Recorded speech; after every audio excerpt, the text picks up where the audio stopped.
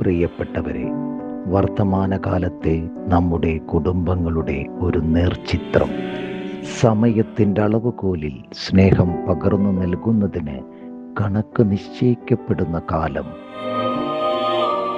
കുടുംബ ബന്ധങ്ങൾ രക്തത്തിലെ ജീനിലൂടെ മാത്രം സംവദിക്കപ്പെടുന്ന ഒന്നല്ലെന്നും ജന്മജന്മാന്തരങ്ങളായി മനുഷ്യന്റെ അന്തർദാഹമാണെന്നും കാലത്തിൻ്റെ കാവ്യനീതി തെളിയിക്കുന്നു. ഇതൊരൊറ്റപ്പെട്ട സംഭവമല്ല. യഥാർത്ഥ ജീവിതത്തിൽ ഒരമ്മയുടെ കണ്ണുനീരിൽ നിന്ന് ചാലിച്ചെടുത്ത ദൃശ്യാവിഷ്കാരം. ഞങ്ങൾ അവതരിപ്പിക്കുന്നു മാമോദീസ.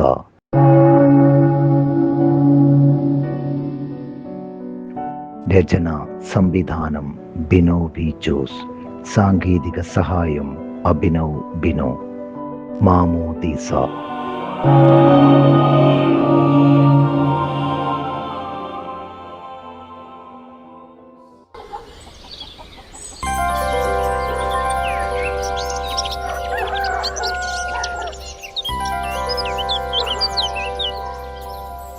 എന്തായി പറമ്പിലെ പണികൾ? ഞാൻ വിളിക്കാൻ വരികയായിരുന്നു.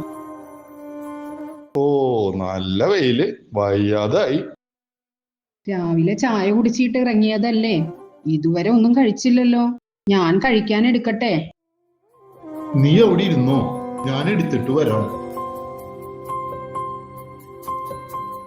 മേരിക്കുട്ടി, നീ വല്ലതും കഴിച്ചോ? ഇല്ല, വന്നിട്ട് ഒരുമിച്ച് കഴിക്കാമെന്ന് കരുതി. നീ സൂക്ഷിച്ച് ചെയ്യ്, കൈ മുറിക്കണ്ടാട്ടാ. പിള്ളേർക്ക് ഇതൊക്കെ വലിയ ഇഷ്ടാ. എന്തൊക്കെയാ നീ ഉണ്ടാക്കുന്നേ? രാവിലെ തുടങ്ങിയതാണല്ലോ. ഇത്തിരി കപ്പ വറുക്കണം. നിങ്ങളാ പറമ്പിൽ നിന്ന് ഒരു ചക്കയിട്ട് തരാമോ? ചക്ക വറുത്തത് എന്റെ മോന് വലിയ ഇഷ്ടാ. അതിപ്പോ എനിക്കും ഇഷ്ടല്ലേ. വയസ്സാം കാലത്ത് ഇത്തിരി കൊതി അടക്കുന്നത് നല്ലതാ. എടി, എനിക്ക് അതിന് ഷുഗറും കൊളസ്ട്രോളും ഒന്നും ഇല്ലല്ലോ. ആദ്യം ഞാൻ എന്റെ മോനും പിള്ളേർക്കും കൊടുക്കട്ടെ. എന്തുണ്ടാക്കിയാലും മോനും പിള്ളേരും. ആ ചക്കയൊന്ന് ഇട്ടു തരുമോ? എന്നിട്ട് വേണം വിദേശ യാത്രയ്ക്കുള്ള വിസയും പിടിച്ച് നിനക്ക് എന്റെ ഓഫീസ് കൂടാൻ. ഒന്നും ഉണ്ടാവില്ല. നിങ്ങളെ ഞാൻ കുറെ വിളിച്ചതല്ലേ വരാൻ. എനിക്ക് ഈ പറമ്പ് വിട്ട് വരാൻ വയ്യ. നീ പോയി സന്തോഷമായി വാ. നമുക്ക് ഒരുമിച്ച് പിന്നീട് എപ്പോഴെങ്കിലും പോകാം.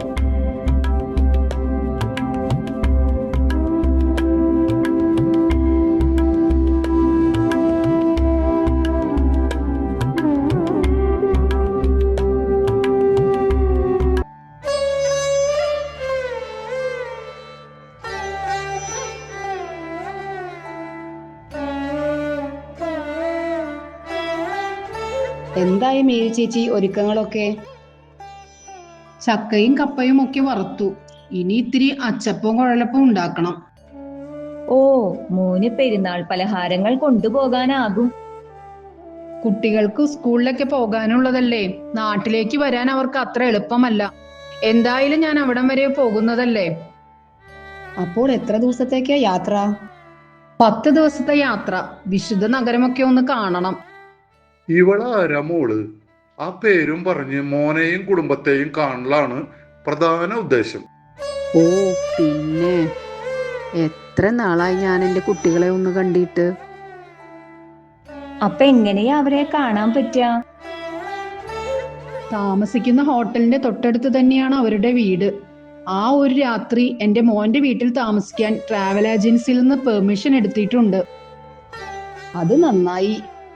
പക്ഷെ രാവിലെ നേരത്തെ ഹോട്ടലിൽ തിരിച്ചെത്തണമെന്ന് അവർ പറഞ്ഞിട്ടുണ്ട്. പെട്ടികളൊക്കെ ഒതുക്കാൻ ഞങ്ങളും സഹായിക്കണോ? അത് നന്നായി. ഇവിടെ എന്നെ കൊണ്ട് പോലും തൊടിച്ചിട്ടില്ല. അത് നിങ്ങളാരും ഒതുക്കിയാൽ ശരിയാവില്ല. ഇതൊക്കെ പൊട്ടാതെ പാക്ക് ചെയ്യണം.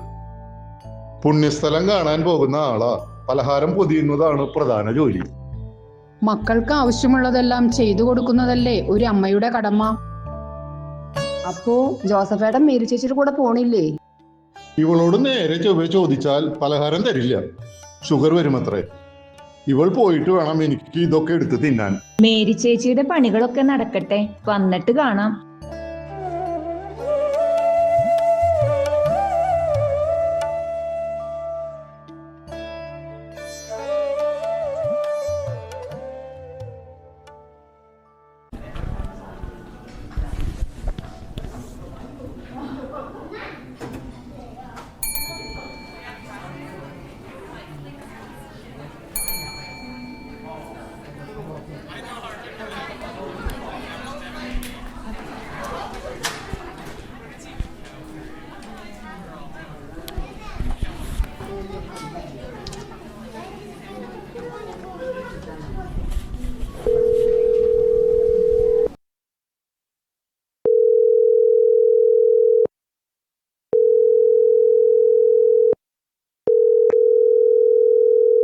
Your call has been forwarded to voicemail. The person you're trying to reach is not available. At the tone, please record your message.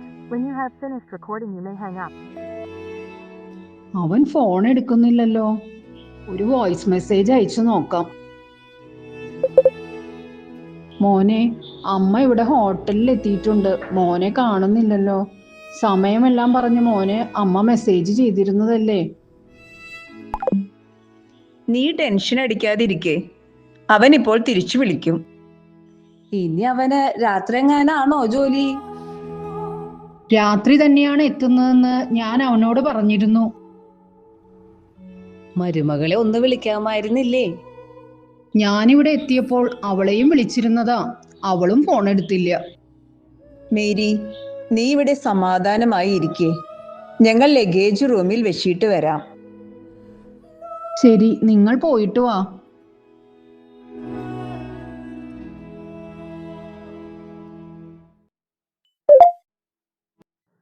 അമ്മ, ഞാൻ എൻ്റെ ഡ്രൈവറെ അങ്ങോട്ട് വിട്ടിട്ടുണ്ട്. ആളിപ്പോൾ അവിടെ എത്തും.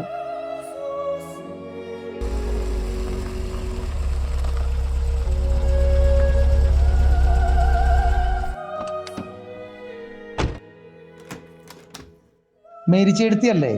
എൻ്റെ പേര് ഐസക്. ഞാൻ ജോണി സാറിൻ്റെ ഡ്രൈവറാണ്. അമ്മയ്ക്ക് കൊണ്ടുപോകാൻ വേണ്ടി കുറച്ച് സ്വീറ്റ്സ് സാറ് തന്നയച്ചിട്ടുണ്ട്. സ്വീറ്റ്സോ? അപ്പോൾ എന്നെ കൊണ്ടുപോകാനല്ലേ വന്നത്? ജോണി സാർ ഒരു മീറ്റിംഗിലാണ് ചേട്ടത്തി. ഞാൻ വിളിച്ചാലല്ലേ അവൻ ഫോൺ എടുക്കാത്തത്. നീ വിളിക്കേ, എനിക്ക് എന്റെ മോനോട് ഇപ്പോൾ സംസാരിക്കണം. അത് വേണോ ചേട്ടത്തി? നീ വിളിക്കവനെ.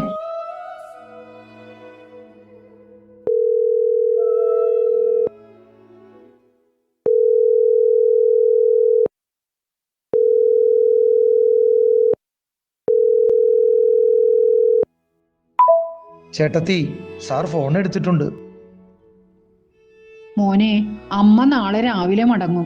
എനിക്ക് നിങ്ങളെ ഒന്ന് കാണണ്ടേ. അമ്മ, എനിക്ക് എന്തായാലും എത്താൻ പറ്റില്ല.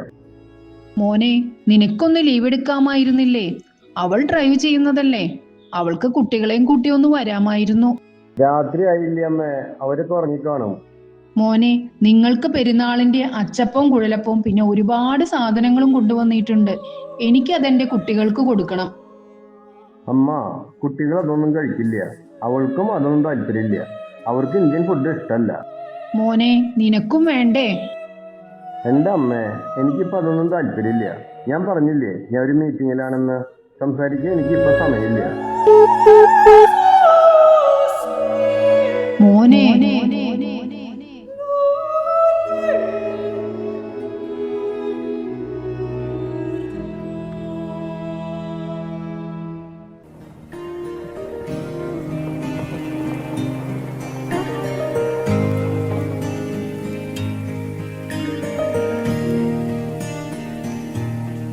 മേരിക്കുട്ടി, വന്നിട്ട് ഇത്ര ദിവസമായിട്ടും നിന്റെ മൂകത മാറിയില്ലേ?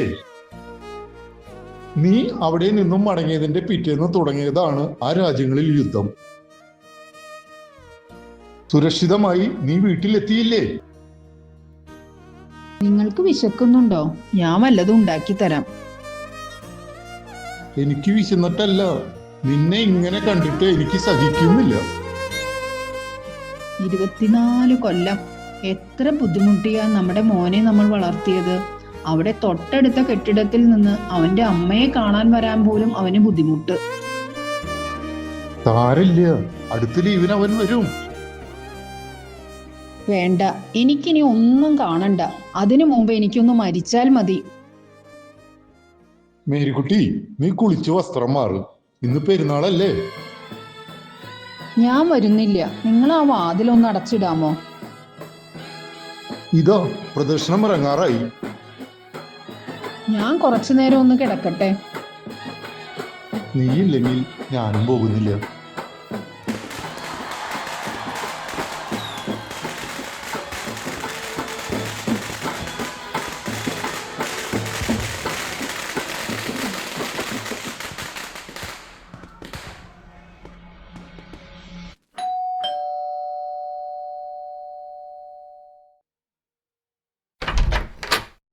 മോനെ, നീയോ?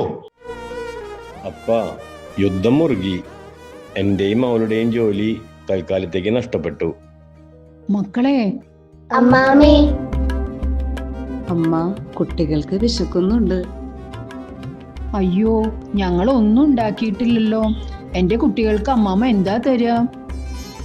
അമ്മ പെരുന്നാൾ പലഹാരം എന്തെങ്കിലും.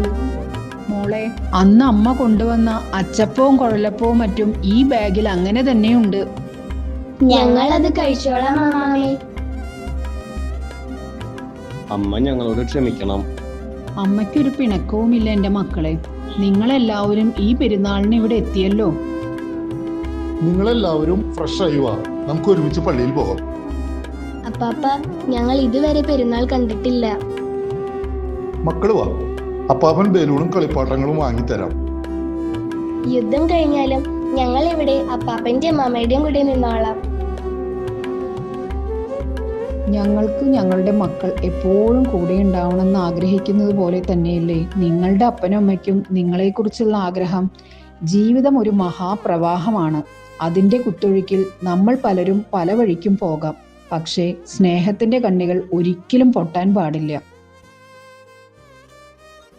എത്ര അകലെയാണെങ്കിലും ഇനി മുതൽ ഞങ്ങളുടെ ഹൃദയം ഞങ്ങളുടെ അപ്പനോടും അമ്മയോടും ഒപ്പമായിരിക്കും. ഈ ദിനം ഞങ്ങൾക്ക് പെരുന്നാൾ ദിനം മാത്രമല്ല, തിരിച്ചറിവിന്റെയും സ്നേഹത്തിന്റെയും ലോകത്തിലേക്കുള്ള മാമോദിസയാണ്.